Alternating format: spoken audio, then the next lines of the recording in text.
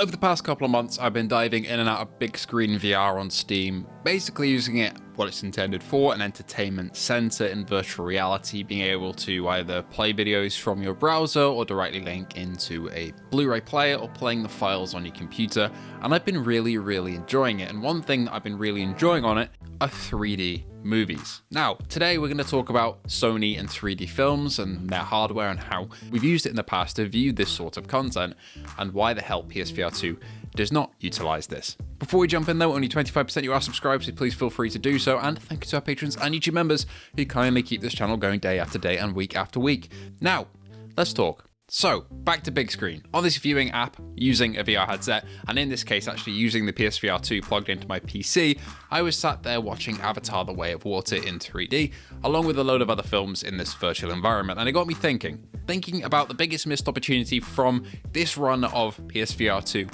with Sony in this generation of consoles on the PS5, and that is viewing media. Because I've got to be honest, my biggest criticism of it has been that it's so bare bones. And it simply does make sense for Sony as a corporation. If we flash back all the way to the PSVR1, it was admittedly much of the same. I even plugged in my PSVR1 and had a view of some content and playing some games the other day, and yes, the resolution was poor, and we also had the same very limited floating screen that we do on PSVR2, albeit at the much lower resolution, but it was the same thing. You'd boot up your PlayStation, and instead of having an immersive 3D environment like Steam Home or any of the meta environments, you're greeted with a black void with a screen in it.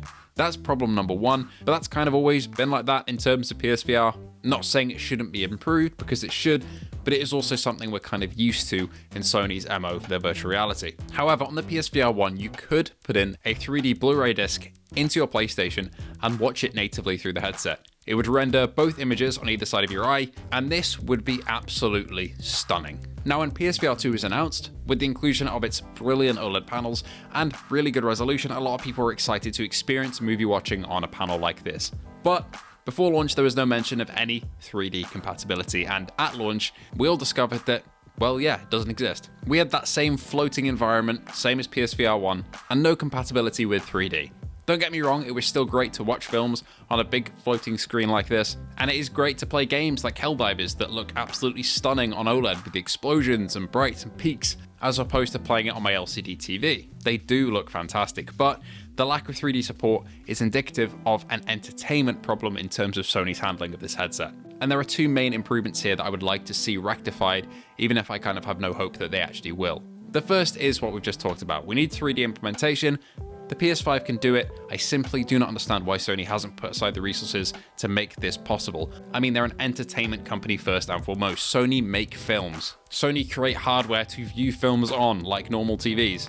It seems like the logical next step to enable their VR headset to view some films in the way they're intended to be viewed, such as, for example, Avatar. That's improvement number one, native support for 3D. Improvement number two is actual environments. When you're in big screen VR, which is the B-roll you've been seeing throughout this video, you are sat in a virtual auditorium, or whatever you want. You can be sat at a campsite with the stars overhead, you can be sat in a drive-in theater, you can be sat in a cozy basement, you can be sat in a massive theater all to yourself or with friends. And that might sound like a bit of a gimmicky thing, but it really isn't. It gives you such a sense of place in terms of the content that you're watching when the light from the screen actually reacts to the environment around you. For example, I was watching Astartes and the Amazon Prime Secret Level Space Marine episode, and the bolts of fire and the plasma shots lit up the trees around the environment I was watching it in and the sides of the cinema when they went off. Light properly bounces and reflects, and it just adds a sense of place to whatever you're watching, and you just don't really get that with that floating screen on the PS5 and PSVR2, and it's such a missed opportunity. A step further than this